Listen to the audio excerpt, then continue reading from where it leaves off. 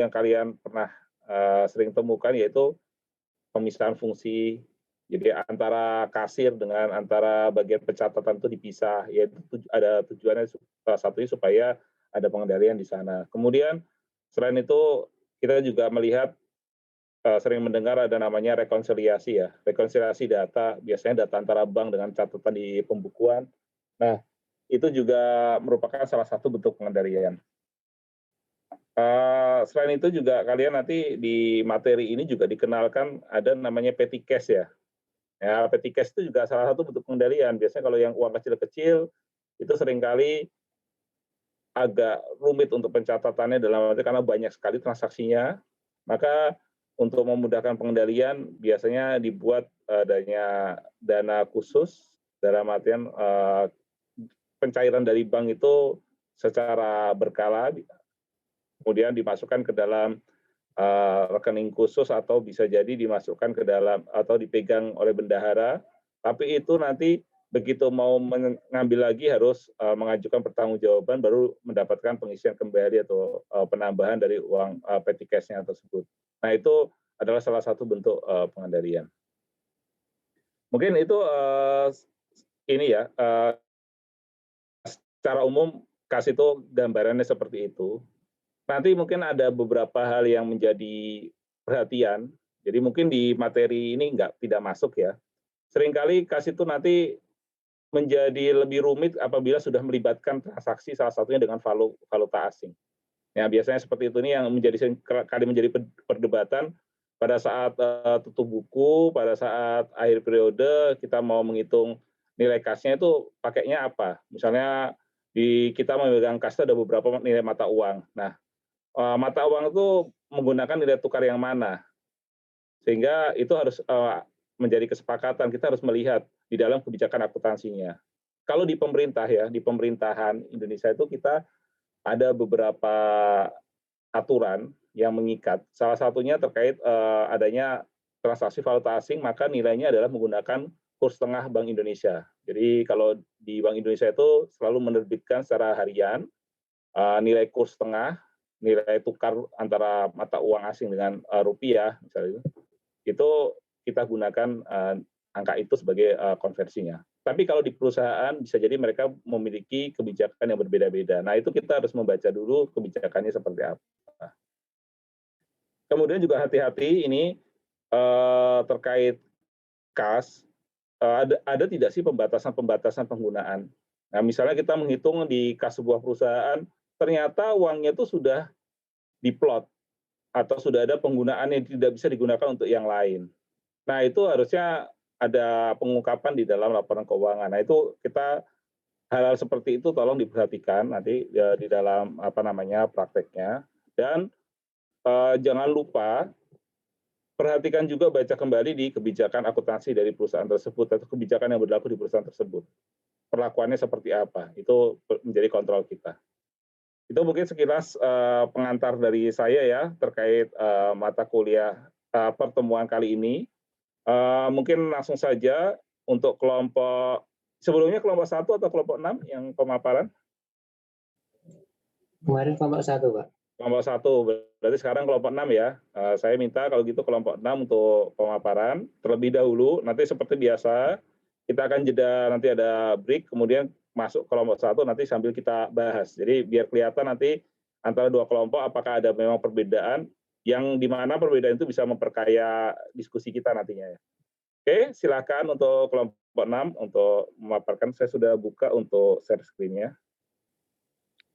Jadi kalau kas ini pemahaman proses bisnisnya ini ya, gabungan. Makanya tadi saya tidak biasanya menggambarkan dari coret-coretan seperti apa tahap-tahapannya, karena ini gabungan dari siklus-siklus yang lain, otomatis kalian ya harus memahami alur kas dari masing-masing siklus tersebut.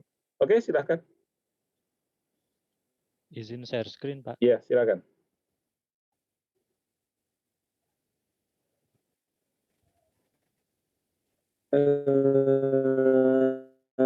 Assalamualaikum warahmatullahi wabarakatuh. Waalaikumsalam.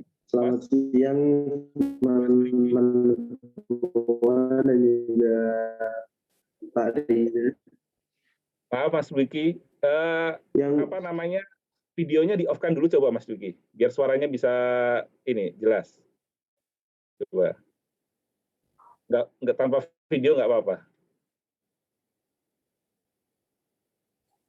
Nah, coba silakan. Tes. Jelas ini suaranya kalau ini.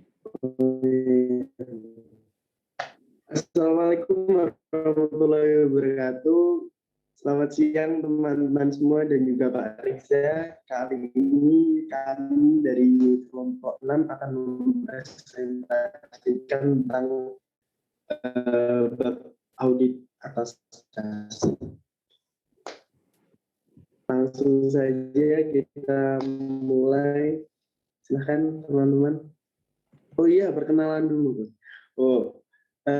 Untuk kelompok 6 sendiri, yang pertama ada Al-Syafadi, yang kedua ada Rafiq, dan ketiga ada Duki Dimas, dan keempat saya sendiri Sadam Ramadan Utama, dan yang kelima saya Cidi.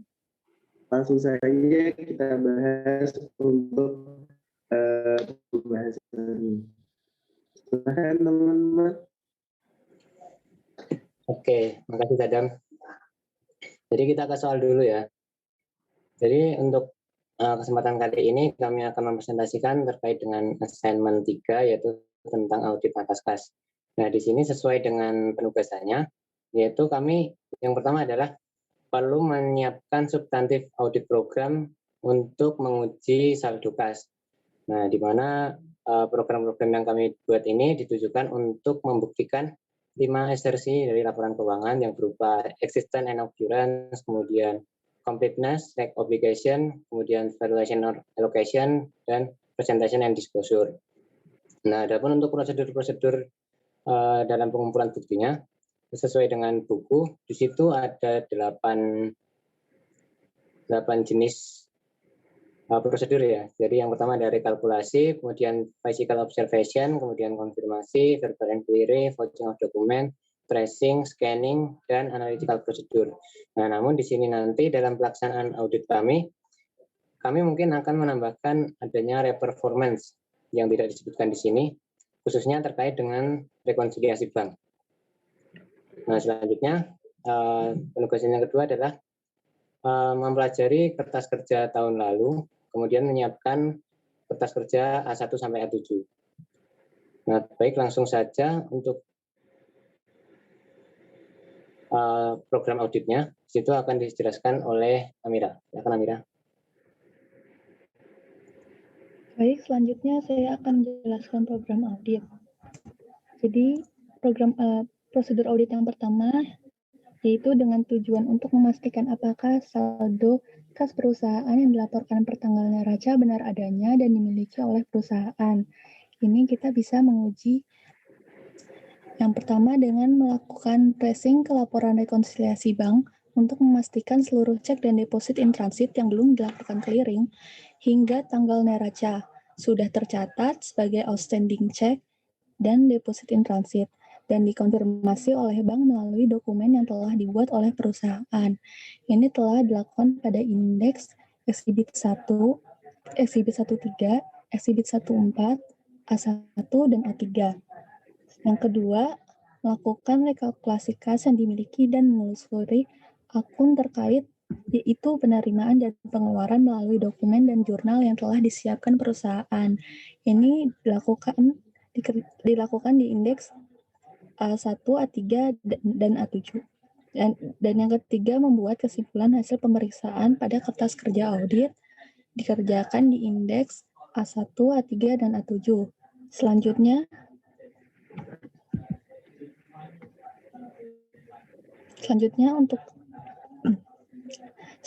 untuk tujuan memastikan seluruh transaksi benar terjadi dan atau tidak ada transaksi fiktif. Ini bisa uji occurrence dan existence. Yang pertama dengan memeriksa bukti kas dan menyesuaikan pencatatan transaksi. Yang kedua, periksa kesesuaian bukti konfirmasi bank terhadap transaksi pengeluaran dan penerimaan kas. Dan yang ketiga, membuat kesimpulan hasil pemeriksaan pada kertas kerja audit.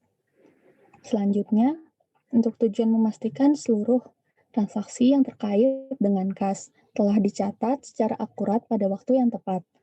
Ini bisa uji assersi completeness dengan melakukan inspeksi terhadap cut-off bank statement, dokumen buku besar pengeluaran, serta penerimaan kas. Ini dikerjakan di Exhibit 14, A1, dan A3. Yang kedua, lakukan tracing ke laporan rekonsiliasi bank untuk memastikan seluruh cek dan deposit in transit yang belum dilakukan clearing hingga tanggal neraca sudah tercatat sebagai outstanding check dan deposit in transit. Ini dikerjakan di indeks A1 dan A3. Dan yang ketiga, membuat kesimpulan hasil pemeriksaan pada kertas kerja audit. Ini juga dikerjakan di indeks A1 dan A3. Selanjutnya, untuk tujuan memastikan tidak ada kesalahan perhitungan matematis atau akurasi antara saldo kas di buku perusahaan dengan saldo kas di bank. Ini bisa dilakukan uji asersi, valuation, and allocation. Yang pertama, dengan meminta seluruh dokumen buku besar terkait pengeluaran dan penerimaan kas, rekening keuangan bank, cut-off bank statement, dan rekonsiliasi bank yang dibuat oleh klien. Ini dikerjakan di Exhibit 14 dan indeks A1 dan A3. Yang kedua, melakukan reperformance terhadap laporan rekonsiliasi yang dibuat oleh klien. Ini dikerjakan oleh indeks A1 dan A3. Informasi eksternal yang tertera di rekonsiliasi bank klien dan pastikan saldo yang tertera telah dicatat secara tepat. Ini dikerjakan oleh indeks A2 dan A4. Yang keempat, lakukan inspeksi terhadap cut-off bank statement, dokumen buku besar pengeluaran, serta penerimaan kas. Ini dikerjakan oleh Exhibit 14 dan indeks A1 dan A3. Yang kelima, lakukan tracing ke laporan rekonsiliasi bank. Lakukan tracing ke laporan rekonsiliasi bank untuk memastikan seluruh cek dan deposit in transit yang belum dilakukan clearing hingga tanggal neraca sudah tercatat sebagai outstanding check dan deposit in transit dan dikonfirmasi oleh bank melalui dokumen yang telah dibuat oleh perusahaan. Ini dikerjakan oleh Exhibit 13, Exhibit 14, dan indeks A1 dan A3. Yang keenam, melakukan voting terhadap total saldo rekonsiliasi bank. Ini dilakukan oleh indeks A1 dan A3. Dan yang ketujuh, membuat kesimpulan hasil pemeriksaan pada kertas kerja audit. Ini juga dikerjakan oleh indeks A1 dan A3. Selanjutnya, untuk tujuan memastikan tidak ada transaksi yang salah posting dalam buku penerimaan dan pengeluaran kas. Ini bisa dilakukan dengan uji asersi presentation and disclosure dan mencocokkan dengan buku penerimaan dan pengeluaran kas. Yang kedua, melakukan review ayat jurnal buku besar umum dalam akun kas. Dan yang ketiga, buat kesimpulan hasil pemeriksaan pada kertas kerja audit. Selanjutnya, untuk tujuan membuktikan apakah saldo PT Kas perusahaan telah dicatat dengan benar. Ini bisa dilakukan uji asersi completeness. Yang pertama, dengan meminta seluruh bukti pengeluaran atau invoice atau nota penggunaan PT Kas serta kebijakan mengenai PT Kas. Ini dikerjakan oleh indeks A7. Yang kedua, hitung saldo akhir PT Kas atau cash count dan tuangkan hasilnya dalam berita acara pemeriksaan kas kecil.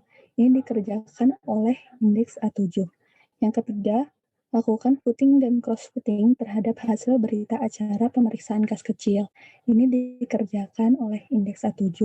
Yang keempat, apabila terdapat selisih antara saldo fisik dengan pencatatan, lakukan inspeksi terhadap dokumen bukti pengeluarannya dan pastikan seluruh pengeluaran telah dicatat.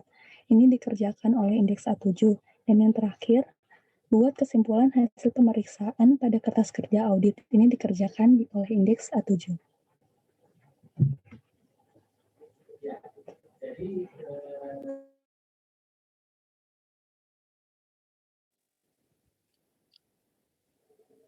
Untuk selanjutnya, di sini saya akan memaparkan mengenai indeks A7 dan A6. Yang pertama, indeks A7. indeks A7 ini mengenai petty cash. Sebelumnya si kasir Pam Lewis telah membuat indeks A7 ini, tertera pada halaman 125 buku Apple Blossom.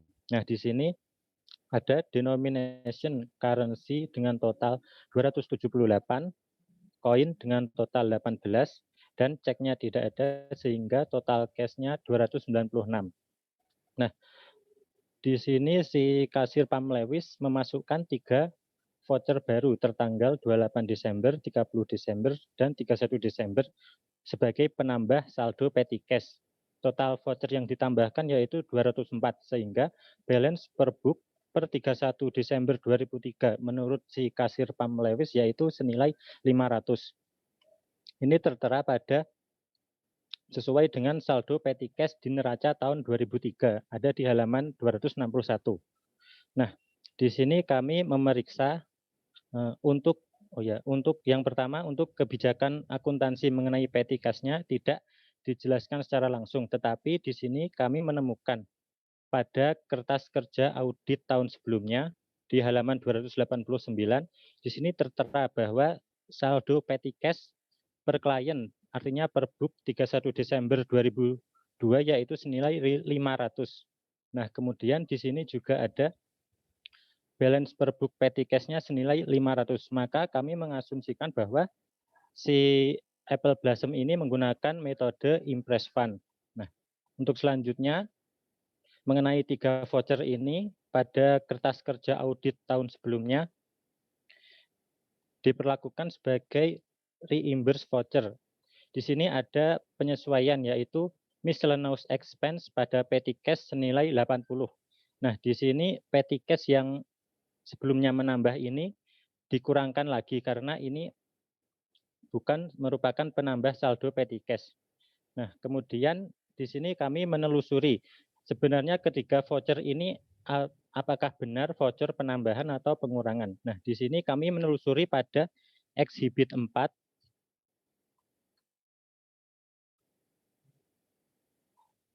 di sini di halaman 114 tentang cash disbursement journal. Di sini tidak ada ketiga voucher tersebut. Maka kami mengasumsikan bahwa ketiga voucher ini adalah pengeluaran yang belum tercatat dan belum direimburse. Sehingga kami membuat jurnal penyesuaian yaitu miscellaneous expense pada petty cash nilai 204 untuk mengeluarkan saldo petty cash yang 204 ini tadi. Sehingga untuk balance per auditnya 31 Desember 2003 senilai 296. Selanjutnya untuk schedule A6 ini mengenai undeposit cash receipt untuk Big City National Bank. Nah, sebelumnya si Pam Lewis juga telah membuat schedule A6 ini tertera pada halaman 123. Di sini kami mengecek, memverifikasi apakah total undeposit cash receipt untuk Big City National Bank sudah tepat senilai 12.594 per tanggal 31 Desember 2003. Nah, di sini kami menelusuri pada Exhibit 3 pada halaman 113 tentang cash receipt journal. Ternyata di sini memang ada cash debit untuk Big City National Bank senilai 12.594 dengan keterangan various account receivable.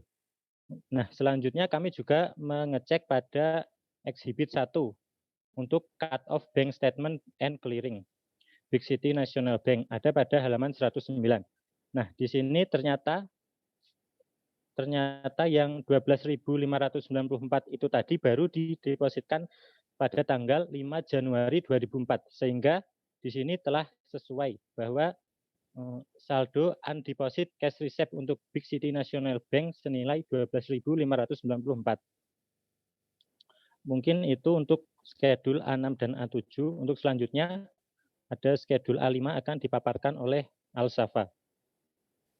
Terima kasih Dwiki. Selanjutnya di schedule A5 ini adalah schedule of interbank transfers. Jadi apakah ada transfer antar bank? Nah, ada 2 bank yang dipakai oleh Apple Blossom. Yang pertama adalah Big City National Bank dan Second National Bank. Nah, terus pertama kita cek dulu di cash disbursement jurnalnya. Di sini kan ada pengeluaran kas. Terus bisa di-scroll ke bawah dikit. Jadi pada tanggal 30 Desember dan 31 Desember di sini ada pengeluaran kas untuk Second National Bank. Lalu juga ada pengeluaran kas pada tanggal 2 Januari 2004, itu juga sama kepada Second National Bank. Terus bisa dilihat di cash receipt jurnalnya, di bawahnya lagi dikit. Ya. Nah, di cash receipt journal ini pada tanggal 30 Desember itu ada pengeluaran kas dari Big City National Bank sebesar 10.000 dan juga pada 31 Desember ada pengeluaran kas dari Big City National Bank sebesar 26.000. Gitu. Jadi kita bisa simpulin di sini ada pengeluaran kas dari Big City National Bank sebesar 10.000 pada tanggal 30 Desember dan sebesar 26.000 pada tanggal 31 Desember. Nah, untuk nomor ceknya itu kita lihatnya di cash disbursement tadi. Ada cek number yang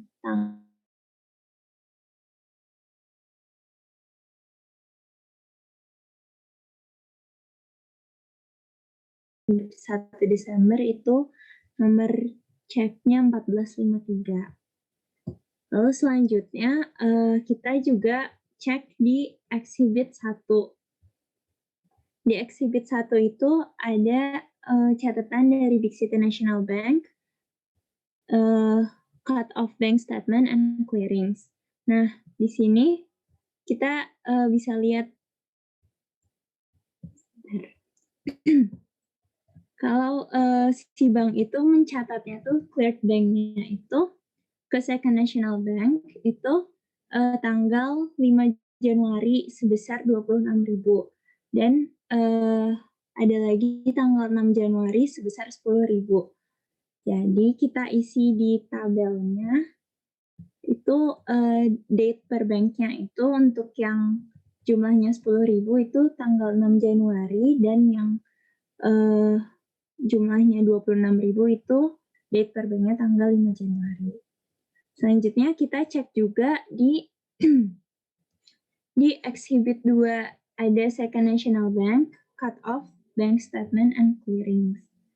Nah, di situ ada deposit, ada uang masuk sebesar 10.000 dan 26.000 pada tanggal 2 Januari 2004. Jadi, kita masukin juga ke deposited in receiving bank, date per banknya tanggal 2 Januari 2004, dua-duanya. Kayak gitu. Ya, sekian dari yang schedule A5, bisa dilanjut ke Sadam. Ya, terima kasih Syafa. Nah, sekarang saya akan memulai dari schedule A2. Nah, A2 di sini adalah salah satu dokumen pendukung. Berikutnya, kami sebagai auditor akan mengonfirmasi saldo kas ke Big City National Bank. Nah, indeks A2 di layar adalah surat konfirmasi ke Big City National Bank. Surat konfirmasi tersebut menunjukkan bahwa saldo kas perusahaan Evo Blossom College berjumlah $816.660 pada 31 Desember 2003. Nah, mari kita masuk ke schedule A1. Nah, sebelumnya room tour dulu ya. Ini di sebelah kiri ini ada schedule A1-nya dan di sebelah kanan ini ada exhibit-nya dan juga ada exhibit-nya ada 1, 2 dan di bawahnya ada lagi 3. Oke, cukup untuknya. Mari kita lanjut untuk schedule A1 sendiri berisikan tentang bank reconciliation. Bank reconciliation sendiri bertujuan untuk mencocokkan saldo yang dicatat di bank dan yang dicatat di buku perusahaan. Jadi, kita akan membandingkan saldo per bank dengan saldo per booknya. Pada bank biasanya terdapat outstanding check, deposit in transit, dan juga error. Lalu pada book biasanya terdapat not receivable collecting by bank, service dari bank, bunga dari bank, dan yang sering terjadi adalah error, yaitu kesalahan mencatat dari pihak perusahaan. Nah, pada indeks A2 sebelumnya disebutkan bahwa saldo awal berjumlah $816.660. Jadi kita harus mengecek dokumen pendukung tersebut. Mari kita masuk ke exhibit yang pertama. Di sini cash receipt jurnal Big City Nasional yang dilingkari terdapat 4 saldo. Itu ya, kita bisa lihat dilingkari 4 saldonya. Nah, dari 4 saldo tersebut, kita akan cek pada laporan yang dibuat di bank sebelahnya. Itu ada di exhibit 2. Geser Duki. Kebanyakan. Nah, kita akan mengecek 4 saldo tadi, mana yang sekiranya masih muncul di laporan bank. Nah, kita bisa lihat ya, yang dilingkari ini terdapat hanya 2 saldo yang muncul di laporan bank. Mengapa hal ini bisa terjadi? Hal ini terjadi karena bank mencatatnya lewat dari tanggal neraca. Maka dari itu, di buku perusahaan tidak termasuk ke dalam pencatatannya. Nah, kita masuk ke schedule A1 lagi, Yuki. Nah, makanya kita di sini add deposit in transit sejumlah 45.987 dan undeposited cash receipt 12.594 yang totalnya adalah 58.581. Nah, selanjutnya adalah outstanding check, yaitu cek yang sudah kita keluarkan, yang sudah kita cetak di buku, namun pada bank sendiri belum dicetak. Kita masuk ke exhibit yang ketiga.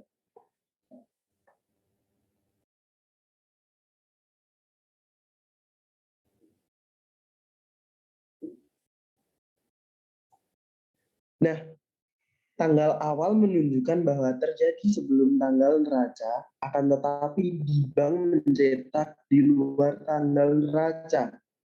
Maka akibatnya saldo pada bank belum berkurang, sementara di perusahaan sudah dikurangi. Maka dari itu, kita akan menjadikan saldo tersebut sebagai kurang dari saldo awal kita tadi. Ini ya, balik lagi coba ke schedule-nya.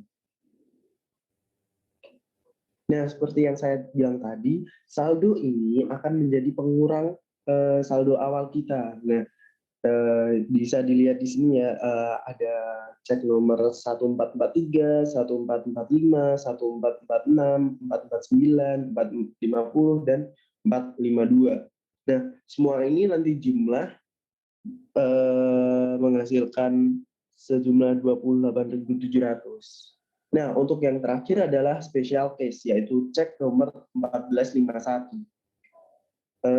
Kita bisa lihat ini ya, di exhibit 1, ini yang 10.000 yang dipanah ini, yang 10.000 yang dipanah, itu menjelaskan bahwa cash credit is to miscellaneous income account 950. Nah, seharusnya untuk cek nomor 1451 ini kasusnya akan sama dengan yang lainnya, yaitu menjadi outstanding check. Akan tetapi terjadi kesalahan pencatatan oleh perusahaan. Jadi error akan berada pada perusahaan. Kita sebagai auditor harus menyesuaikan saldo 10.000 tersebut karena kesalahan dibuat oleh perusahaan. Nah, makanya ada ini Second National Bank 10.000 itu mengurangi, dan hasil akhir yang didapat adalah sejumlah 836.541.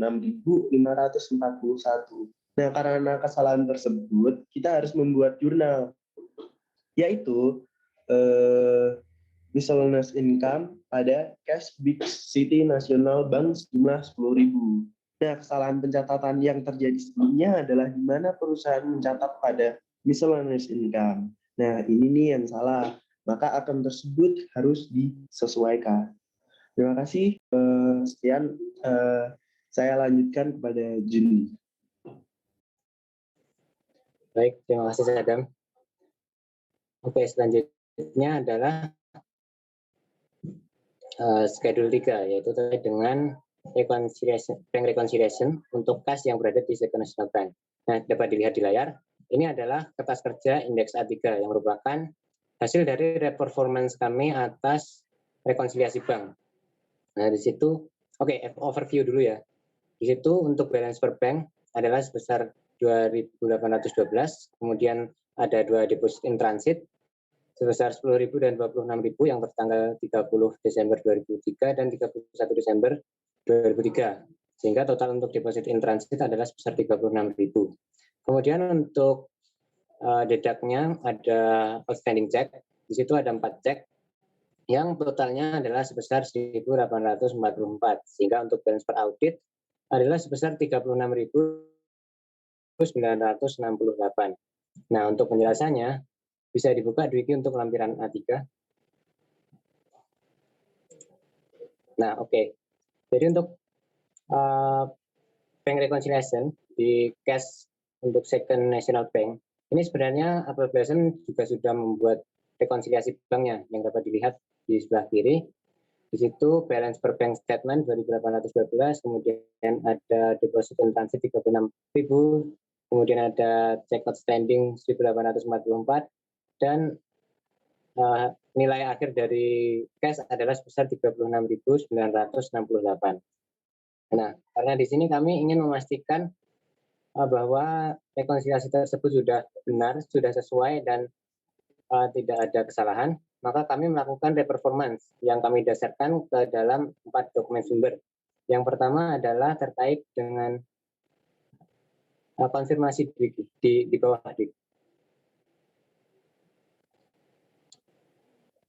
sebelah kiri, paling kiri. Oke, nah ini konfirmasi seharusnya kami masukkan di indeks A4. Nah, di sini adalah lembar konfirmasi yang kami peroleh dari Second National Bank. Nah, di situ di hasil konfirmasinya menyatakan bahwa cash di Second National Bank pada tanggal 31 Desember tahun 2003 adalah sebesar 2.812. Nah, saldo inilah yang akan kami pakai di dalam saldo awal untuk rekonsiliasi, yaitu saldo per bank di indeks A3 tadi. Nah, selanjutnya, karena kami menggunakan saldo per bank untuk melakukan rekonsiliasi sebagai permulaannya, maka kami untuk selanjutnya, untuk add dan dedaknya, kami akan mencari beberapa isu-isu terkait pencatatan oleh bank yang kami tracing dari 3 dokumen sumber, di mana yang pertama adalah ke atas lagi, ini Second National Bank cut off bank statement and clearing. Kemudian nanti akan kami tracingkan ke cash receipt journal dan cash disbursement journal. Oke, untuk yang add dulu ya.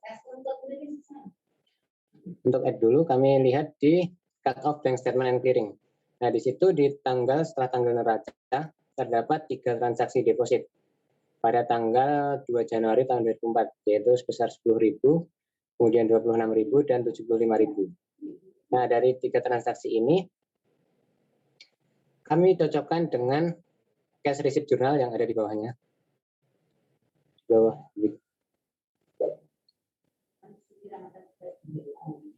Nah, cash receipt journal ini menunjukkan beberapa transaksi penerimaan kas di sekitar tanggal neraca, yaitu sebelum dan sesudah.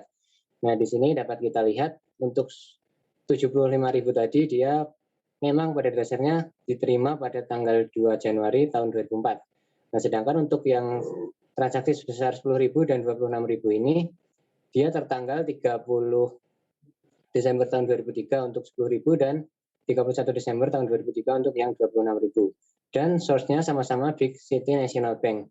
Ini sebagaimana yang telah disampaikan oleh Safa tadi. Jadi karena dia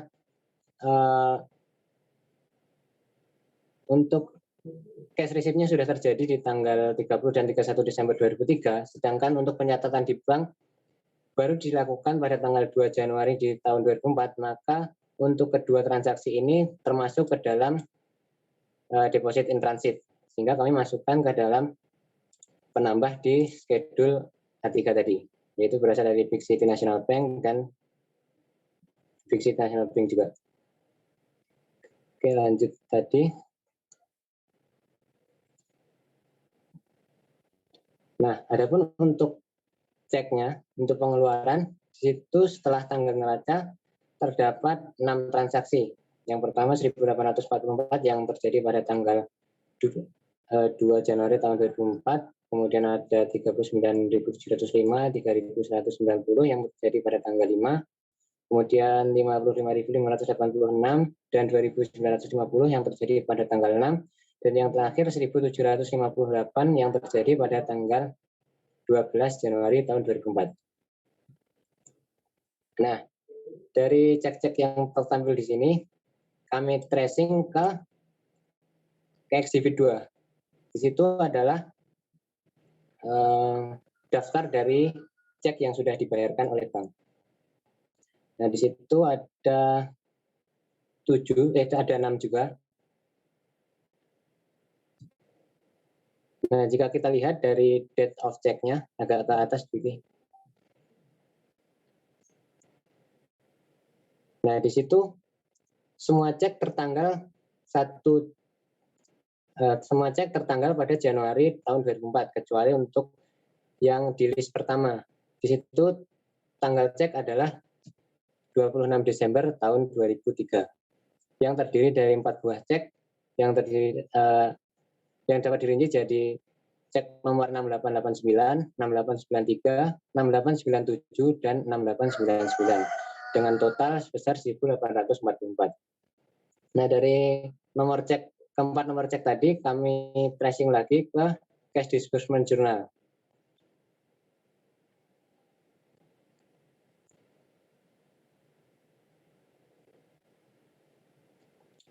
Nah, di situ kami temukan untuk cek nomor 6.889 atas nama Bert Campo, yaitu sebesar 432.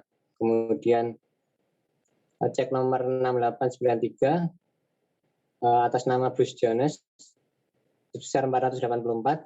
Yang ketiga cek nomor 6.897 atas nama Susan Billingsley senilai 468, dan yang terakhir cek nomor 689 atas nama Raymond Arthur senilai 460. Nah, kemudian dari temuan-temuan tadi kami masukkan ke dalam schedule A3. Nah, di situ. Jadi sesuai dari yang telah saya sebutkan tadi, ada untuk penambahnya terdapat 2 deposit in transit. Yang keduanya berasal dari Big City National Bank, di mana untuk pada tanggal 30 Desember tahun 2003 ada sebesar 10.000. Nah, tadi di lampiran 3 bagian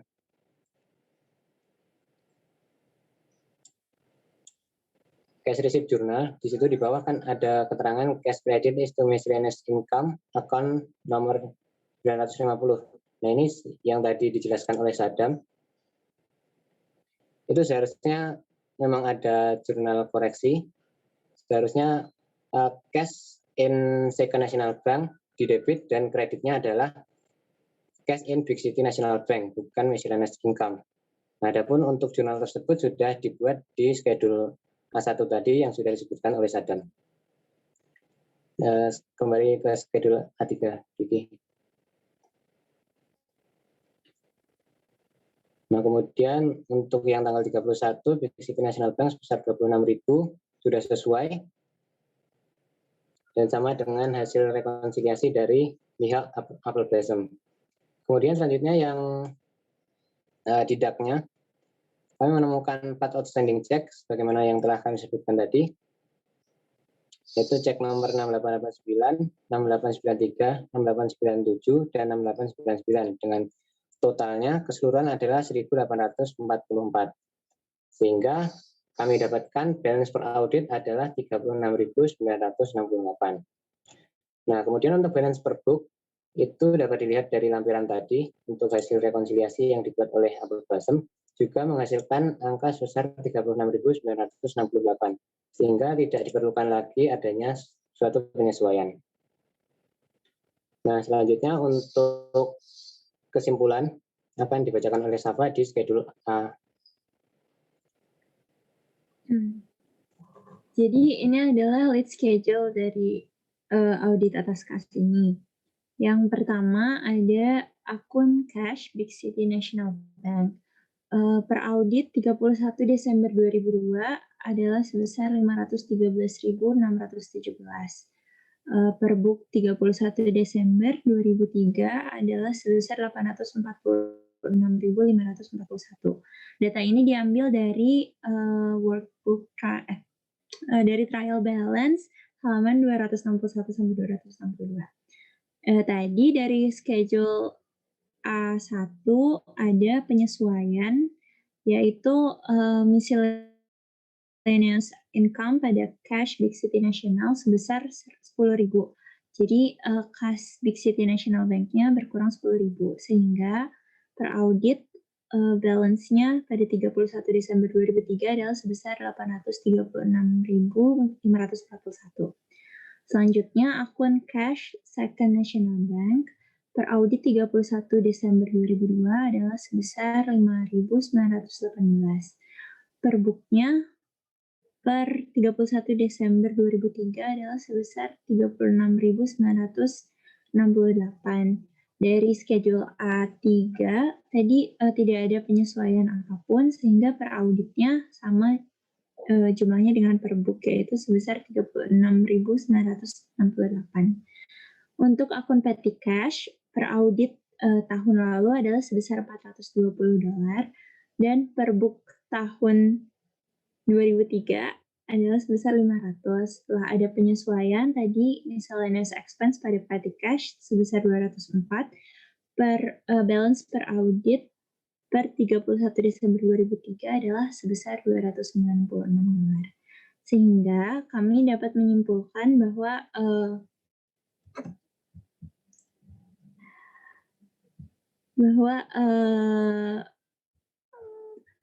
Vicky ada scroll ke bawah. Ya, berdasarkan studi internal control dan hasil audit terkait dengan akun kas, maka menurut kami penyajian akun kas sudah sesuai dengan SAK terkait. Sekian, terima kasih. Baik, terima kasih dari kelompok 6 ya. Mungkin ini ya, biar lebih enak mungkin kita ini aja, break dulu ya sebentar ya. Tapi nggak lama-lama lah, maksimal 10 menit, nanti sekarang 14.50 berarti sampai nanti jam 3. Nanti kita lanjut pemaparan kelompok 1. Mungkin poin-poinnya saja ya kelompok 1. Kelihatannya tadi kelompok 6 udah lumayan lengkap ini. Nanti baru setelah itu saya akan memberikan beberapa ini ya catatan atau teman-teman yang lain nanti juga silakan kita diskusi aja kalau ada pertanyaan atau ada hal yang memang perlu kita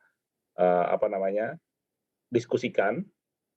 Nanti kita akan bahas setelah dari pemaparan kelompok 1. Mungkin itu. Silahkan kalau yang ingin ambil snack atau minum atau ke belakang dulu.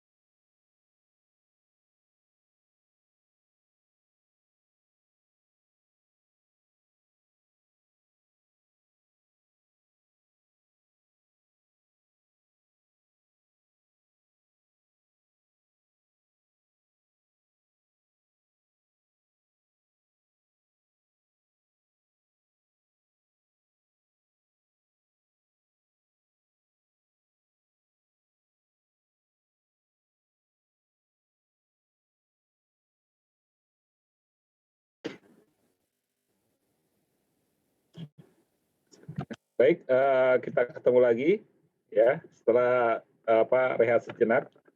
Biasanya kalau jeda-jeda seperti ini, jeda rehat, kalau kalian bisa istirahat ya. Kalau saya malah terima kontak dari kantor biasanya. Ada tugas-tugas menjawab ini PR dari kantor. Baik, sekarang kita mulai untuk yang kelompok ini ya, kelompok 1, silakan untuk dipaparkan. Mungkin fokus pada hal-hal yang terutama yang memang ada perbedaan yang ini ya, yang signifikan. Bisa dijelaskan atau ada hal yang memang perlu ditekankan dari hasil analisisnya kelompok 1. Silakan. Izin share screen ya, Pak.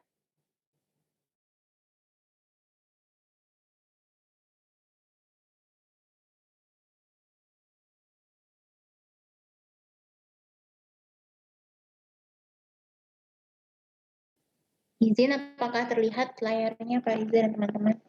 Ya, jelas. Pemaparan mungkin dimulai dari program dan tujuan audit ya. Mungkin ada yang berbeda. Bisa dijelaskan oleh Martin.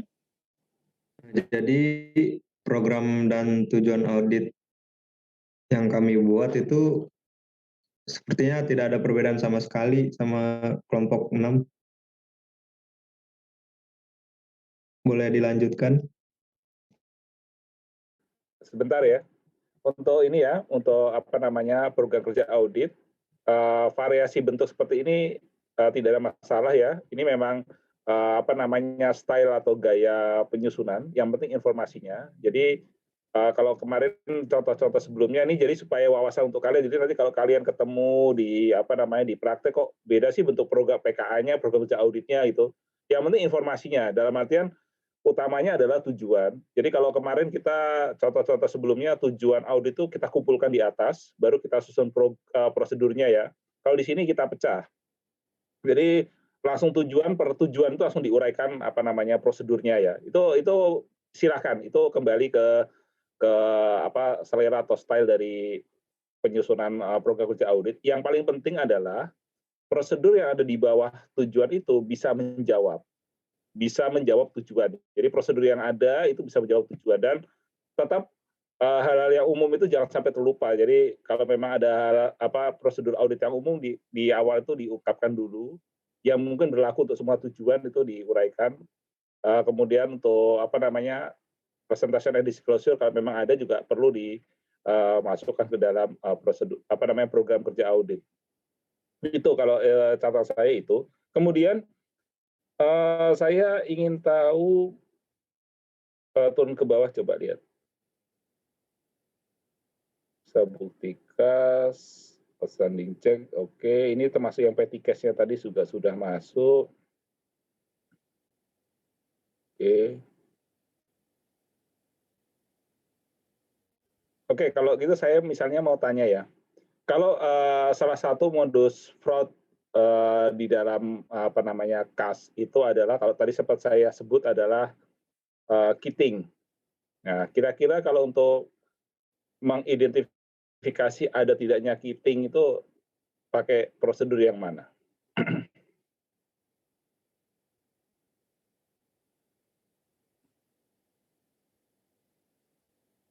Atau kitting tahu kan? Kitting? Kurang tahu, Pak. Coba saya. Jadi saya ini ya.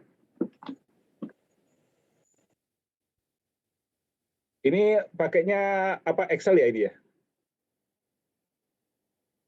Ya, Iya, Pak. Pak. Atau saya ini aja coba.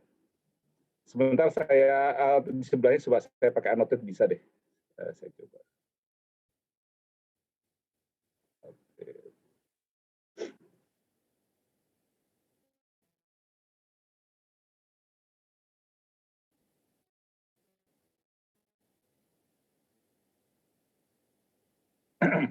Ini misalnya nih bank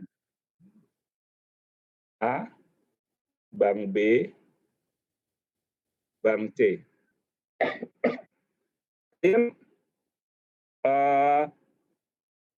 di bank antar bank beda bank, kalau kalian transfer biasanya langsung atau uangnya langsung masuk atau ada jeda waktu? biasanya ada jeda, Pak.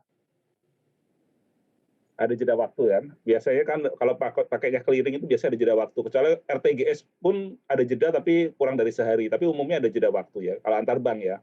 Nah, di misalnya sebuah perusahaan, ini perusahaan punya 3 rekening di 3 bank. Ya.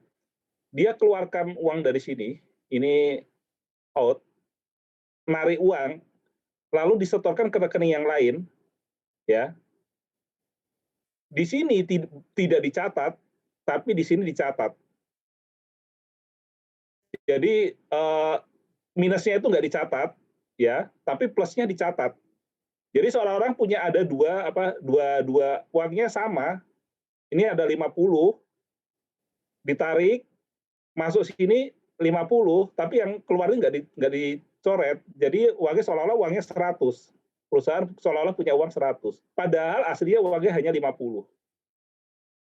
Nah, itu kan transfer fiktif ya. Seolah-olah ini. Nah, itulah yang disebut namanya cheating. Jadi biasanya kalau akhir tahun, seringkali itu ada modus-modus seperti itu.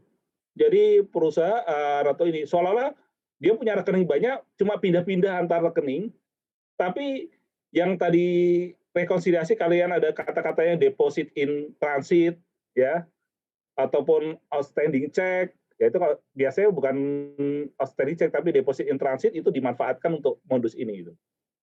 Nah, itulah yang nanti salah satu prosedur yang bisa menemukan yaitu tadi kita melakukan rekonsiliasi bank, konfirmasi ke bank, ya itu salah satu prosedur untuk meyakinkan bahwa ini tidak terjadi cheating ini. Misalnya pun karena adanya jeda transfer antar bank itu kan bisa terlacak dari jurnal pengeluaran kas sama jurnal penerimaan kas. Di situ kita bisa terlihat transaksinya per tanggal berapa. Kemudian kalau antar bank uang yang kita tarik dari bank A atau kita transfer dari bank A ke bank B itu ada catatannya kan pasti di bank A dengan di bank B ada, dan kita cocokkan, kita lakukan rekonsiliasi. Dari sana kita bisa tahu ada tidaknya kondisi ini. Kalau ada yang aneh, nah itu bisa jadi ada kemungkinan terjadinya cheating. Itu ya. Jadi modus cheating itu istilahnya vaksinnya ya dengan salah satunya dengan rekonsiliasi itu. Ya. Kemudian ada lagi modus lain yang kaitannya dengan kas nih, lapping. Tadi kalau saya katakan namanya cheating ya. Nanti silahkan kalian search di ini ya, di internet modus fraud cheating. Kemudian ada lagi namanya lapping. Lapping apa tahu kan? Nah, itu kan penundaan pencatatan pembukuan ya kalau lapping ya. Itu biasanya kalau kaitannya dengan transaksi-transaksi yang langsung kita pembelian apa langsung dibayar. Nah itu. Ini salah satu untuk metode untuk meminimalisir terjadinya ini adalah yaitu tadi petty cash. Ini salah satu ini ya pengendaliannya ya untuk meminimalisir kondisi-kondisi ini. Oke. Silahkan dilanjutkan. Itu saja untuk yang program kerja audit ini saya.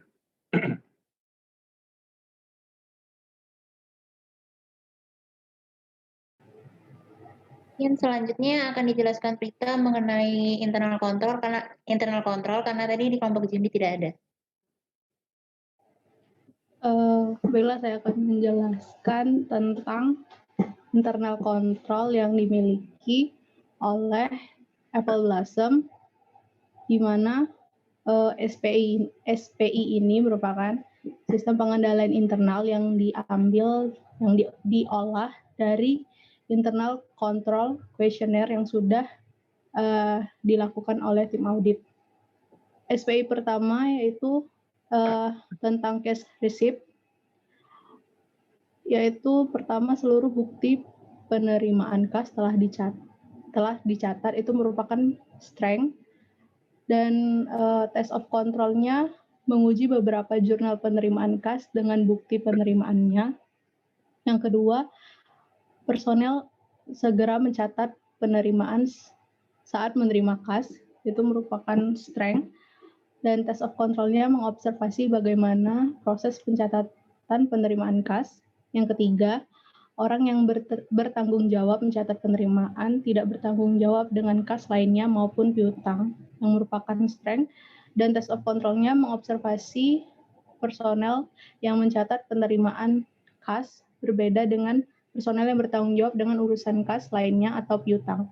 Yang keempat, penerimaan kas direkonsiliasi dengan pencatatannya oleh orang yang tidak memiliki aset terhadap kas, itu yang merupakan strength, dan test of control-nya mengobservasi personel yang melakukan rekonsiliasi tidak memiliki akses terhadap kas. Yang kelima, personel yang memproses setoran ke bank berbeda dengan personel yang membuat setoran, merupakan strength. Test of control-nya mengobservasi proses pembuatan hingga penyetoran ke bank. Kemudian yang keenam, tanggung jawab kasir tidak terpisah dari petugas piutang yang merupakan weakness, dan substantif tes dilakukan, itu mencocokkan bukti penerimaan kas dengan catatan pelunasan piutang, dan potensial error yang mungkin terjadi, kas dapat diambil dan tidak terdeteksi oleh catatan piutang. Selanjutnya yang ketujuh itu ada duplikat dari bukti setor diterima oleh orang yang memproses setoran yang merupakan weakness. Substantif tes yang dapat dilakukan mencocokkan bukti setor dengan jumlah deposit melalui rekening koran, dan potensial error yang mungkin terjadi adanya perbedaan jumlah yang disetor dengan yang seharusnya disetor bisa berbeda. Selanjutnya SPI bukti setor diperiksa setiap hari, itu merupakan weakness. Substantif tesnya mencocokkan bukti setor dengan jumlah deposit melalui rekening koran. Potensial errornya adanya setoran yang tidak memiliki bukti setor. Selanjutnya itu SPI terhadap cash disbursement dan balances. Yang pertama, petugas penandatanganan cek disetujui oleh Dewan Direksi yang merupakan strength, dan test of control-nya dilakukannya meminta bukti persetujuan Dewan Direksi. Yang kedua, menggunakan sistem 2 tanda tangan yang merupakan strength, dan test of control-nya mengambil sampel atas otorisasi cek. Yang ketiga, cek menggunakan nomor seri, itu strength, dan test of control-nya mengambil sampel atas penomoran seri cek. Dan yang keempat, cek dicatat, disobek dan disimpan secara tepat, yang merupakan strength, dan test of control-nya meminta catatan dan sampel cek yang telah disobek. Yang kelima, pengeluaran cash seluruhnya menggunakan cek kecuali kas kecil, itu merupakan strength, dan test of control-nya observasi proses pengeluaran kas. Yang keenam, melakukan rekonsiliasi bank per bulan, merupakan bagian dari strength, dan test of control-nya meminta hasil rekonsiliasi bank klien. Yang ketujuh, rekening koran langsung dikirimkan ke personel yang bertanggung jawab merekonsiliasi bank, merupakan strength, dan test of control-nya observasi proses pengiriman rekening koran. Dan selanjutnya masuk ke weakness, itu ada di nomor 8. Orang yang menandatangani cek adalah orang yang sama dengan orang yang mengotorisasi. Substantif tes yang dilakukan, mengambil sampel atas cek yang ditandatangani, lalu memastikan bahwa ceknya memenuhi syarat untuk disetujui. Dan potensial error yang dapat terjadi, cek yang ditandatangani adalah cek yang seharusnya tidak disetujui. Selanjutnya, weakness kedua yaitu orang yang menandatangani cek adalah orang yang sama dengan orang yang memposting ke buku besar. Substantif tesnya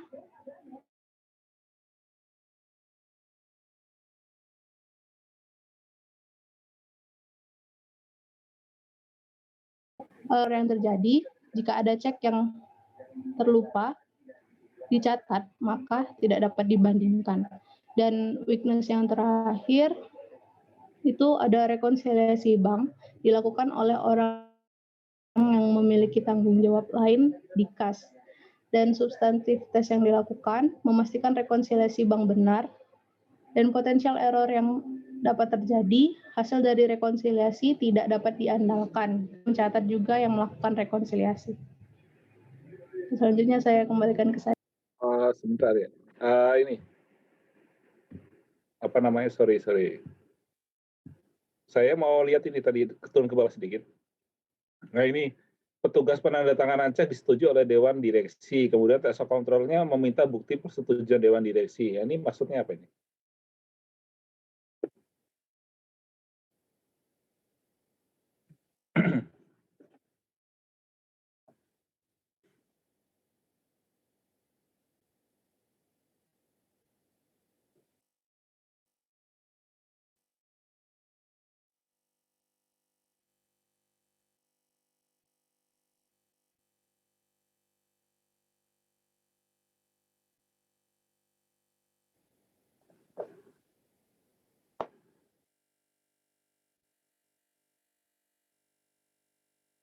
Ayo, apa? Ini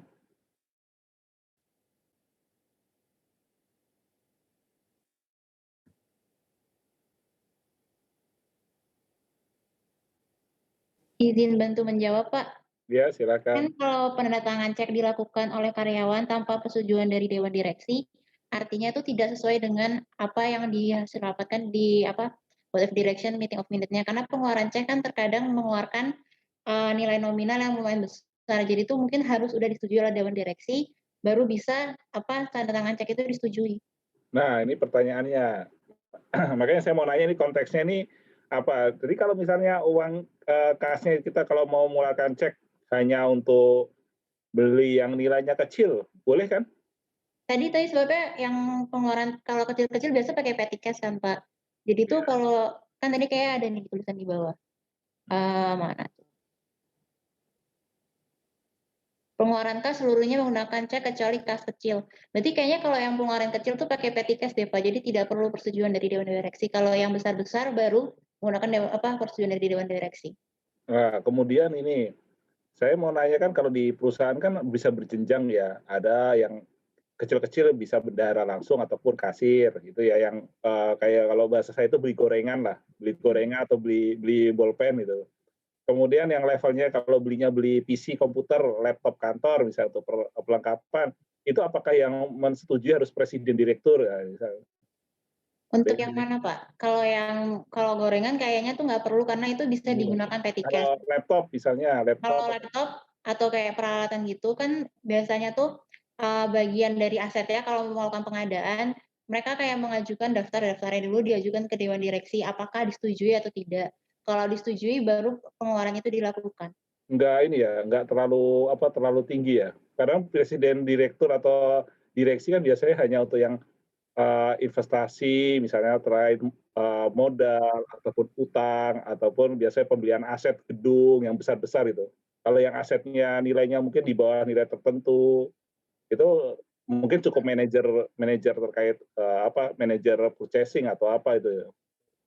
Atau bendahara. Kalau bendahara itu nggak mungkin ya, bendahara pengeluaran gitu, Pak? Enggak, kalau bendahara itu dia tidak boleh untuk mengambil keputusan. Bendahara kan biasa hanya ini aja, hanya menyalurkan Berarti uang aja. manajemen pengeluaran ya, Pak? Kalau misalnya pengeluarannya nggak terlalu besar, nggak Iya, kayak biasanya perusahaan punya struktur seperti itu. Nah, ini coba ini. Saya yang tahu ini kan kalian ambil dari bukunya Apple Blossom ya. Iya. Nah, di bukunya Apple Blossom bahasanya apa? Kata-katanya. Pak, izin Pak.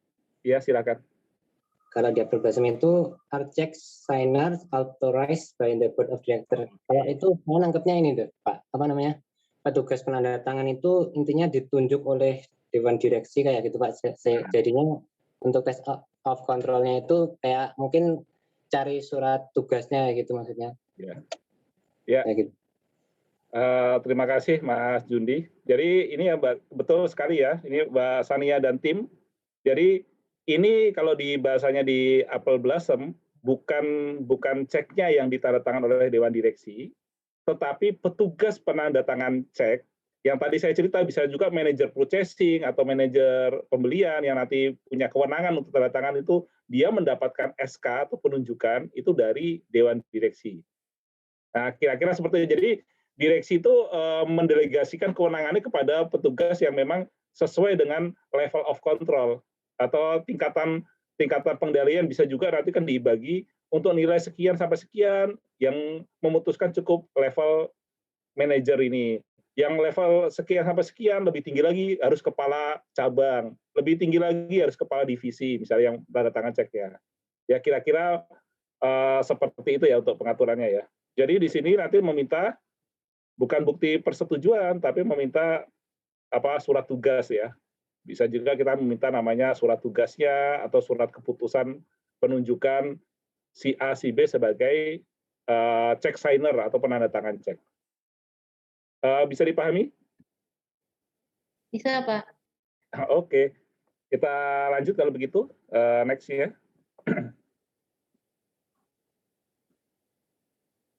Untuk kertas kerja A sampai A7 sama, Pak, kurang lebih sama kelompok sebelah. Oke, baik kalau sama, saya coba mau lihat di ini. Yang terkait kertas kerja kalau nggak salah di A7 tadi. Coba ada petty cash kalau nggak salah. Nah ini dia. Tadi sempat dinyatakan oleh kelompok 6 tadi, kalau petty cash-nya menggunakan pendekatan impress fund ya. Memangnya ada beberapa pendekatan untuk petty cash kalau yang kalian? Kalau untuk petty cash pendekatannya ada 2, impress fund sama fluktuasi. Kalau yang impress fund itu artinya saldo petty cash tiap tahunnya bakal sama. Kalau fluktuasi itu tergantung sama pengeluarannya yang bakal diganti. Terus penjurnalannya pun kalau misalnya petty cash yang pakai impress fund, nanti dia di jurnal saat pas penggantian petty cash-nya. Itu jurnalnya tuh beban expense-nya langsung ke cash. Kalau yang fluctuation, setiap kali ada pengeluaran langsung dicatat mengurangi petty cash-nya. Tapi karena ini pas lagi kita tuh sumbangan jurnalnya untuk penyesuaiannya doang, makanya jurnalnya itu expense pada petty cash. Bukan karena dia karena nanti ini jurnal yang penyesuaian ini tuh bakal dibalik lagi pas tahun selanjutnya. Ya. Jadi pengeluaran-pengeluarannya itu pada petty cash. Jadi petty cash itu kayak terisi kembali dan saldonya bakal sama 500 terus. Iya. Nah, sekarang karena ini kan pada saat akhir buku ya di tanggal cut off di neraca ya. Itu di situ penjurnalannya pada petty cash. Itu bisa maknanya seperti apa? Ini saya mau nanya ini, biar kalian juga ini naik ke atas coba, Mbak. Nah, ini dia. Oke, naik lagi. Oke. Di sini ada yang namanya petty cash voucher. Nah, saya pengen tahu ini pemahaman kalian apa nih? Kan jumlahnya 204. Di atas yang koin dengan currency jumlahnya 296. Nah, di total ini dengan 296 dengan 204 itu 500 ya. Ini kan oke ya. Tadi impress fund-nya sepakatnya 500 ya untuk yang ini ya, jatahnya untuk petty cash-nya ya.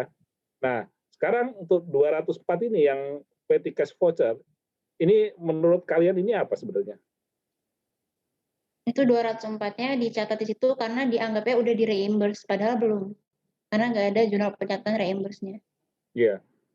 Kalau seperti itu kemungkinannya kenapa sebenarnya?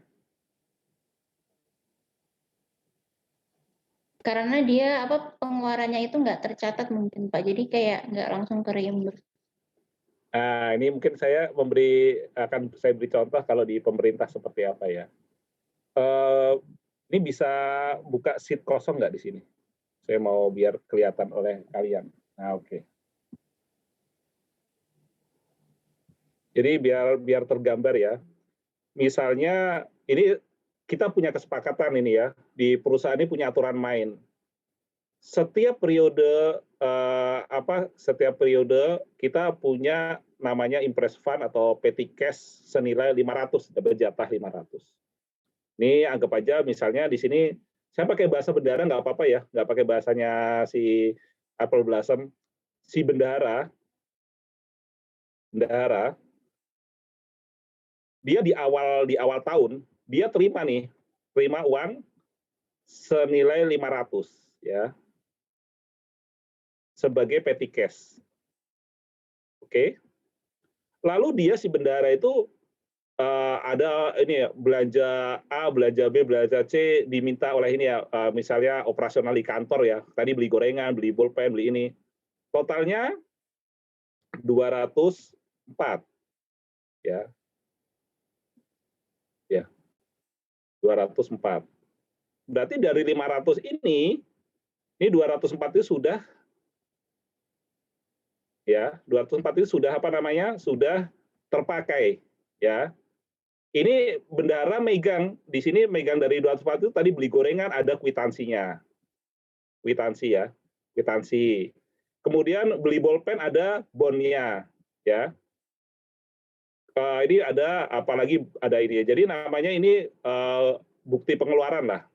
Bukti pengeluaran belanja BP 1. BP 2. Maaf. Agak ini. Nah, BP 3 ya. Ini masih dipegang bendahara. Bukti pengeluaran masih dipegang bendahara. Sampai nanti ini uangnya sampai batas tertentu, misalnya sampai nanti 500. Udah full, ini kepake semua, ada BP-nya. Ini baru nanti ditukar. Baru nanti diisi kembali. Jadi nanti ini kan diisi ya, isi ya. Begitu ini habis, nanti diisi 500 lagi. Tapi syaratnya bendahara harus kirim setor apa namanya? Bukti pengeluaran. Ya, harus melaporkan bukti pengeluaran. Nah, bukti pengeluaran ini yang disebut namanya voucher. Jadi tadi yang di bukunya Apple Blossom, di situ ada voucher, ada beberapa voucher yang senilai 204 tadi, itu adalah berarti voucher yang ada di tangan petugas atau di tangan bendahara yang belum dipertanggungjawabkan. Jadi belanjanya sudah belanja nih, udah uang 204 sudah dibelanjakan, tapi masih belum di jurnal. Karena apa? Penjurnalan kalau untuk sistem Impress Fund dilakukan pada saat apa? Pada saat nanti pertanggungjawaban atau pengisian kembali dari uang kas kecil. Setelah total sampai ke angka 500, baru itu di jurnal. Pada saat belum mencapai 500, belum dilakukan pengisian kembali, yang tadi apa namanya? Tadi belanja-belanja tadi, itu posisinya dia masih berupa voucher.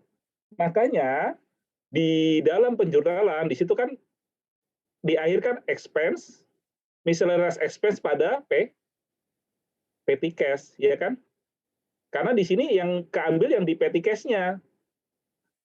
Nanti pada saat sudah pengisian kembali, yang tadi expense-nya itu sudah enggak 204, mencapai nanti kira-kira sudah sampai 500, pada saat pengisian kembali, nanti di sini bukan pada petty cash, tadi pada cash di bank, cash in bank ya.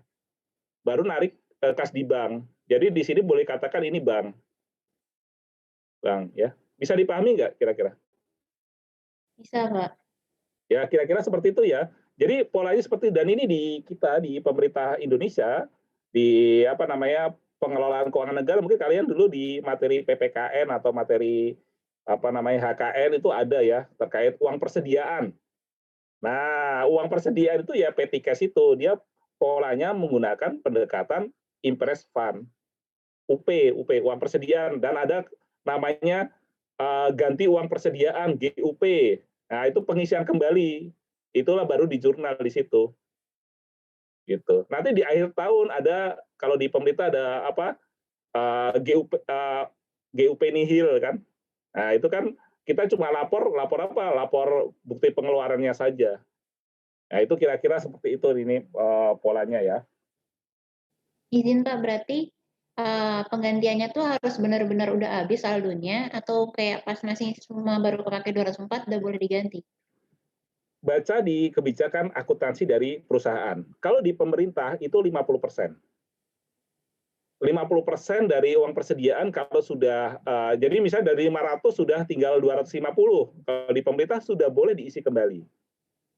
Tapi itu kembali ke kebijakan akuntansi atau kebijakan pengelolaan keuangan yang ada di perusahaan. Jadi kalian perlu baca dulu ya. Nanti di program kerja audit tambahkan di depan dapatkan kebijakan akuntansi atau kebijakan keuangan di perusahaan.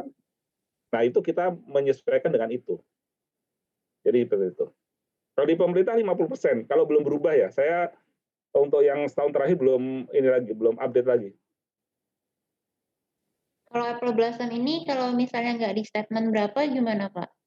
Kalau Apple Blossom ya kita asumsikan aja di situ lihat tahun sebelumnya kan ada itu kan 500 dia di akhir tahun ada ininya. Dan dia sampai angka di akhir tahun dia juga tidak ada kewajiban menyetorkan kembali ke bank kan. Kalau di Apple Blossom saya lihat seperti itu. Makanya di tahun sebelumnya kan dia masih ada juga yang miscellaneous expense pada Petty Cash kan, dia nggak ada seperti di pemerintahan kita. Kalau kita kan di pemerintah kan 1 tahun harus disetorkan kembali ke kas umum negara kan. Kalau di Apple Blossom kelihatannya nggak ada aturan seperti itu dia. Oke Pak, makasih Pak. Nah, kayak itu kembali ke ini ya, kebijakan kebijakan akuntansi. Kalau di pemerintah itu lebih rigid ya, karena kita itu banyak regulasi yang mengikat kalau di pemerintah. Salah satunya nanti di akhir tahun itu tidak boleh ada uang-uang selain di kas umum negara. Jadi begitu sudah tutup buku di pemerintah, semua dana itu harus ditarik semua ke kas umum negara. Jadi yang kas kecil dipegang bendara semua disetorkan semua. Kalau di pemerintah seperti itu. Tapi kalau di perusahaan swasta bisa jadi kebijakannya berbeda. Ya, oleh karena itu perlu dilihat konteksnya dulu.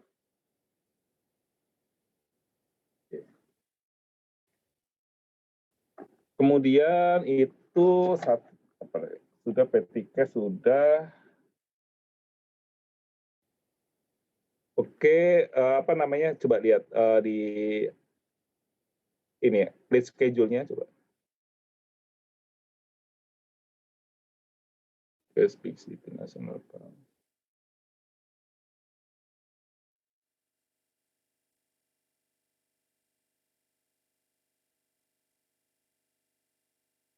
Ini jadi sudah bisa dipahami ya, kenapa di sini penjurnalannya miscellaneous expense pada petty cash bisa dipahami ya, dari penjelasan tadi ya. Kenapa dia tidak ke cash in bank, tapi pada petty cash itu, karena itu ya, berarti asumsinya seperti apa nih? 204 itu kira-kira sudah dipertanggungjawabkan atau belum? Belum Pak, karena kan belum semuanya. Ya, berarti 204 itu masih ini ya, belum dipertanggungjawabkan ya, makanya di sini masih pada petty cash. Jadi kalau sudah dipertanggungjawabkan dia akan masuk ke cash Big City National Bank, gitu ya. Jadi kira-kira itu yang bisa menjelaskan untuk ini ya, kenapa penjurnalannya seperti itu. Ada pertanyaan lain terkait kas ini? Ini nanti ini ya transaksinya kalau kas itu cukup menarik kalau perusahaan itu banyak ini ya, banyak misalnya menggunakan valuta asing, itu cukup menarik itu. Nanti itu kadang-kala menjadi cut off tanggal untuk kita mengambil nilai tukar itu juga akan berpengaruh. Karena kan nilai tukar mata uang itu harian ya, dia akan berubah terus ya. Itu sehingga hati-hati terutama pada saat akhir tahun. Di situ perlu baca dulu kebijakan akuntansinya. Tanggal berapa yang akan digunakan sebagai tanggal untuk penentuan nilai tukar? Karena apa? Biasanya seringkali itu tanggal 31 Desember itu pada negara-negara tertentu itu tanggal merah atau hari libur. Nah, itu hati-hati. Kalau hari libur bagaimana perlakuannya? Tanggal apa yang digunakan? Nah, itu perlu menjadi kesepakatan juga nanti. Perlu dibaca di kebijakan akuntansi. Kemudian batas atau nilai tukarnya apa yang digunakan? Kalau di kita Indonesia kita menggunakan nilai kurs tengah Bank Indonesia. Karena ada juga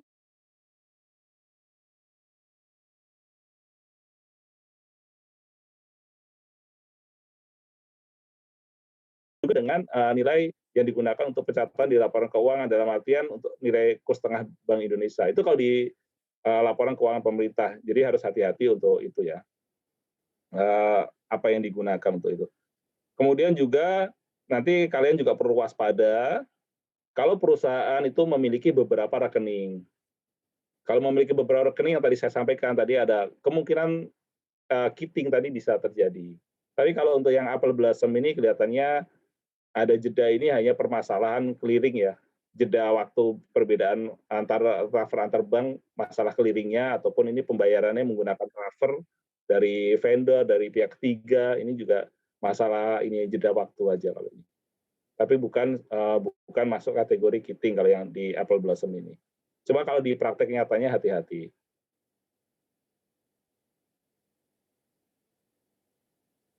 Oke, ada lagi? Mau nanya, Pak. Ya, silakan, Mbak. Di halaman 289 yang A6 ini kan kertas kerja yang tahun lalu tuh. Terus dia tuh pas lagi nganu jurnal penyelesaian bilangnya untuk voucher yang di-reimburse. Tapi di halaman 281 juga, yang di kertas kerja mereka yang tahun lalu, dia bilangnya ini tuh untuk yang unreimbursed. Jadi tuh yang mana yang benar? Udah di-reimburse atau yang belum? Yang ini udah. Ini reimburse voucher, ini unreimbursed.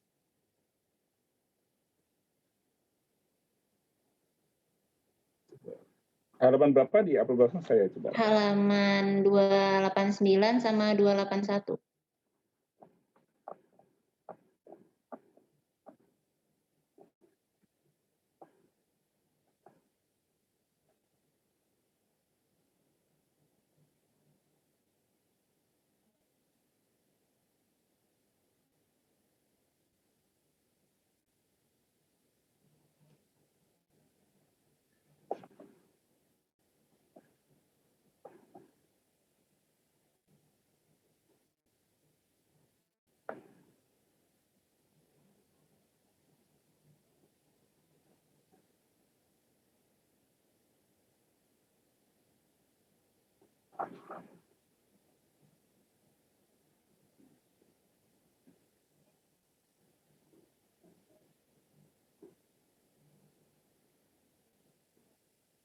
Oh, iya. Ya, oke. Ini seharusnya kalau membaca ini seharusnya adalah unreimbursed. Unreimbursed record. Jadi ini harusnya unreimbursed record ini kalau posisi ini. Berarti yang ini salah ya, Pak? Bukan reimburse. Iya, harusnya unreimbursed. Jadi posisinya kan kepada petty cash ya. Jadi dia belum dipertanggungjawabkan gitu loh. Belum diisi kembali petty cash-nya. Jadi bahasanya ini dia sudah dibelanjakan ya, petty cash-nya sudah berkurang kan, sudah mengurangi uang kas yang ada di petty cash. Tapi dia belum dipertanggungjawabkan dipertanggungjawabkan secara di jurnal lah istilah seperti itu, ke laporan keuangan, sehingga petty cash-nya belum diisi kembali. Jadi seperti itu posisinya. Baik, Pak, terima kasih. Ya. Ini kalau di pemerintah, kalau tanggal 31 nggak bisa ya, makanya kan kalau kita di UP ada ini ya, GUP nihil ya. Di situ kan kita pasti semuanya harus tanggal 31 udah dipertanggungjawabkan semua kalau di pemerintah. Tapi kalau melihat di apel blossom ini kelihatannya nggak ada kewajiban ke arah sana dia, tidak mandatori lah, tidak wajib untuk mempertanggungjawabkan di akhir periode untuk seluruh transaksinya.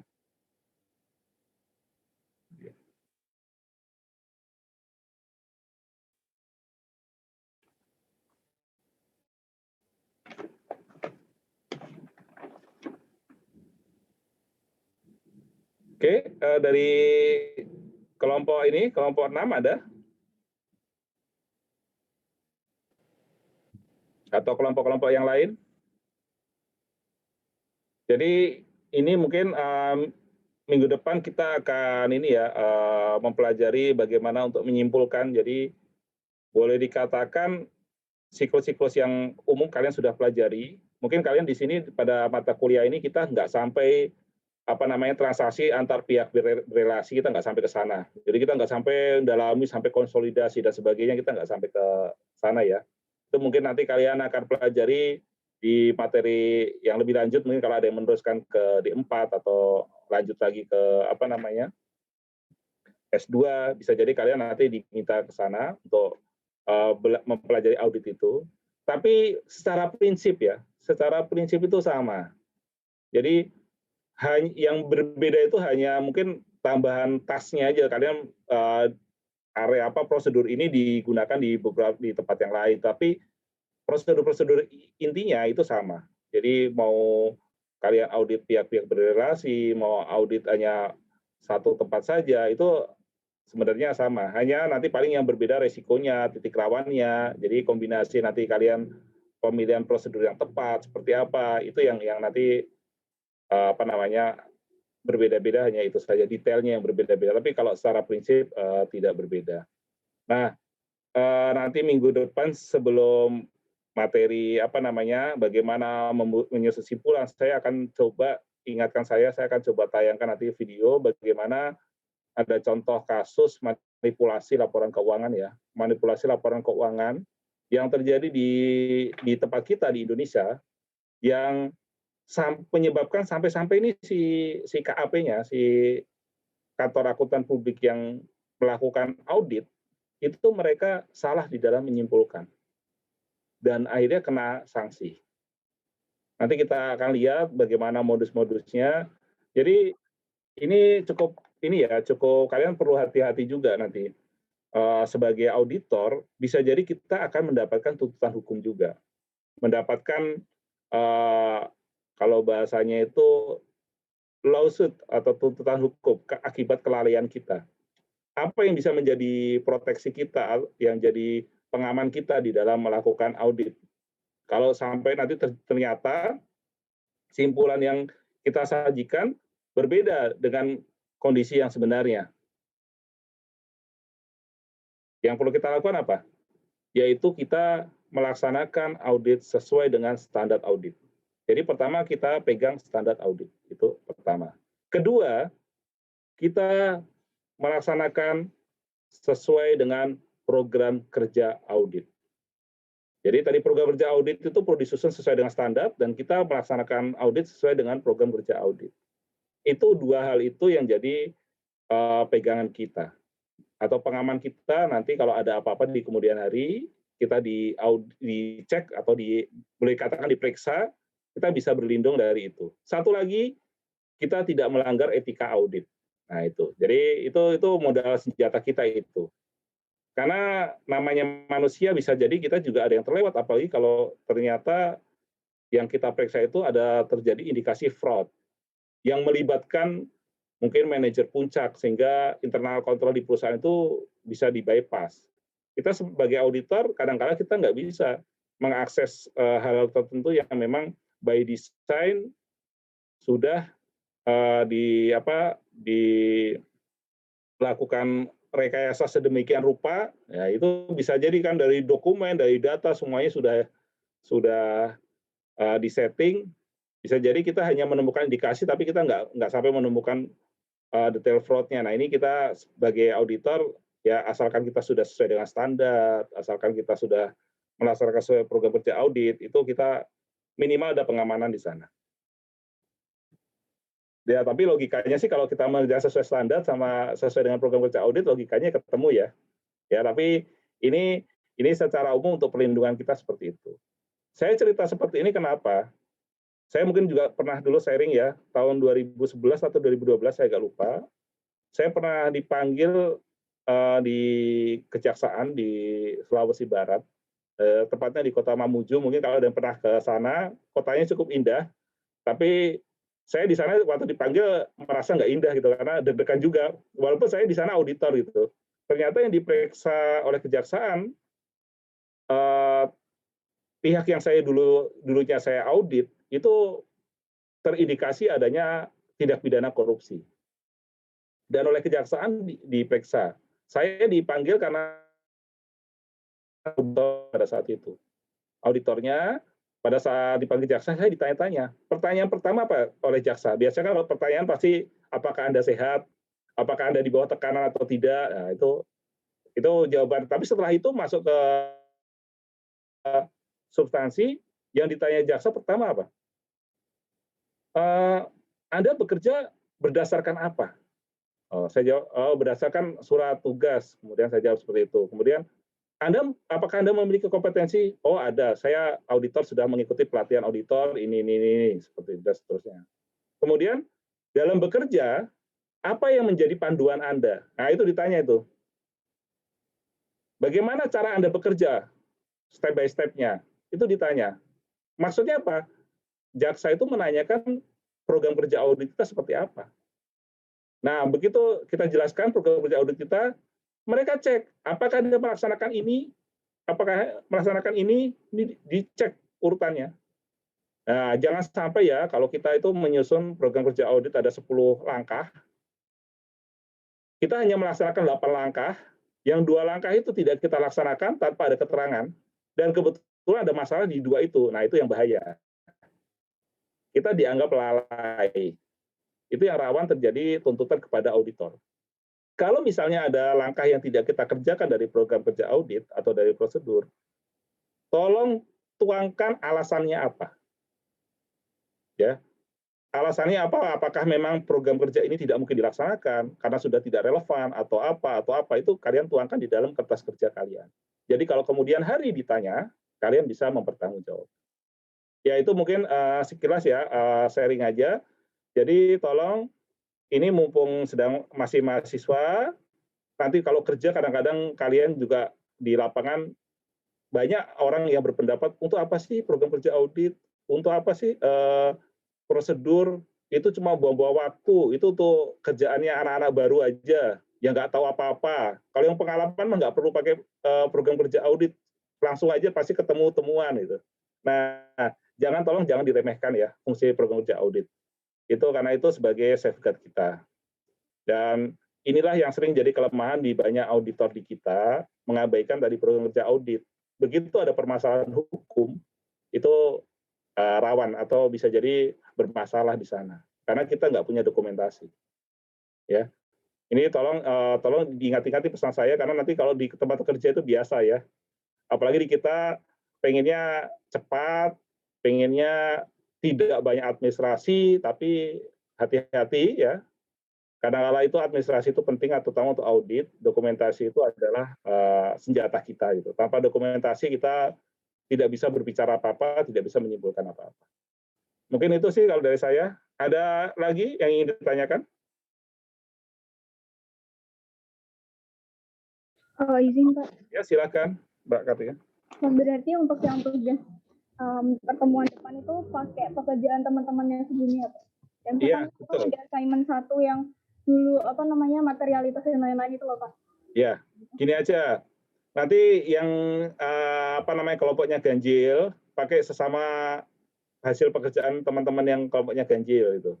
Yang genap pakai yang sama-sama kelompoknya genap gitu ya. Sebagai untuk ini yang lebih mudahnya gitu ya. Sekaligus ini nanti kalian mempraktekkan bagaimana di dalam tim audit orang yang berbeda-beda saling mengumpulkan hasil pekerjaannya. Nah itu nanti dikumpulkan menjadi satu itu. Ya. Oh berarti Pak kalau misalkan ada prosedur yang nggak dikerjain gitu Pak, itu minta alasan dari kelompok lainnya atau ceritanya kami menyimpulkan sendiri gitu Pak? Atau gini aja, kalau kelompok lain bisa ditanyakan silakan ditanyakan. Tapi kalau misalnya posisinya sulit, ini kan PPKM ya, jauh di sana, jauh di sini itu, ya kalian membuat asumsi aja itu, nggak apa-apa. Diasumsikan, dicatat oleh kalian alasannya apa gitu, ya. Posisinya seperti itu ya. Kalau ada data yang tidak lengkap atau ini juga gitu seperti itu, ya. Oh ya, terima kasih Pak. Sama mau tanya Pak tentang audit yang case tadi Pak.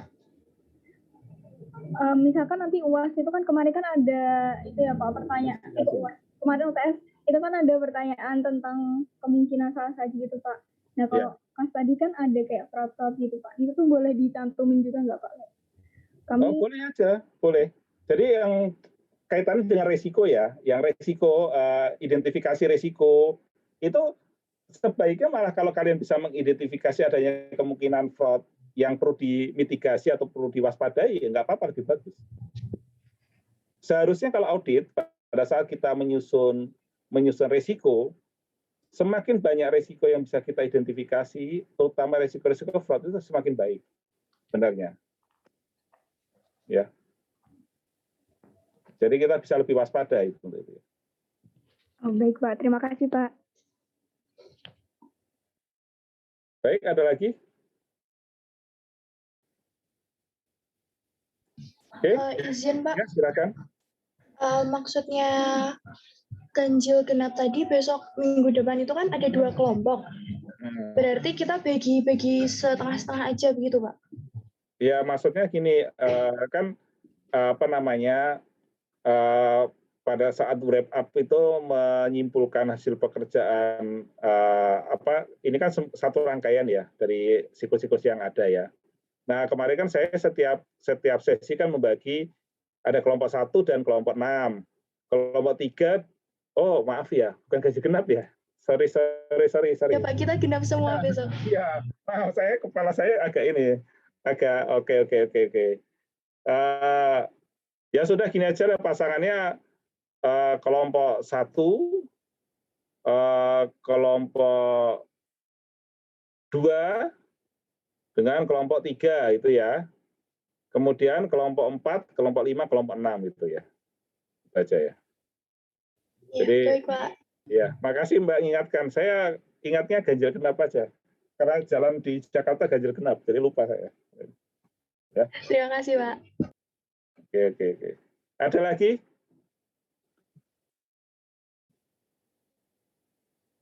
Oke, kalau memang belum ada, ini nanti kalau misalnya teringat ya silakan nanti di grup WA seperti biasa. Saya masih sampai nanti 4:30 akan siap untuk berdiskusi. Tapi nanti yang paling penting adalah jaga kesehatan ya. Masih ada minggu depan untuk pertemuan kita dan setelahnya masih ada UAS. Dan ini udah semester terakhir kan untuk kalian? Iya, semester terakhir itu ya jangan disia-siakan ya. Semoga harapan saya bisa lulus semua.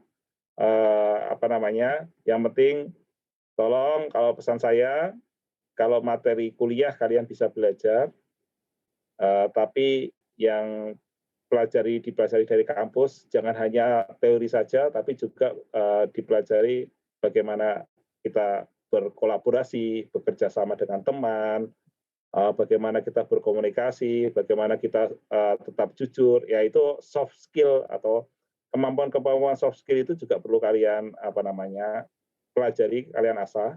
Jadi kalau di pekerjaan itu yang nanti banyak terpakai adalah ilmu komunikasi, ilmu kerjasama. Apa yang kalian temukan di pekerjaan bisa jadi akan sangat berbeda dengan yang di kuliah, tapi asalkan kalian mau terus belajar, ya insya Allah nanti pasti bisa beradaptasi. Ya, itu yang saya alami sendiri. Saya mungkin kalian sempat tahu background saya itu background S1 saya itu teknik sipil. Nah, ini tambahan untuk ini ya di luar materi kuliah kita.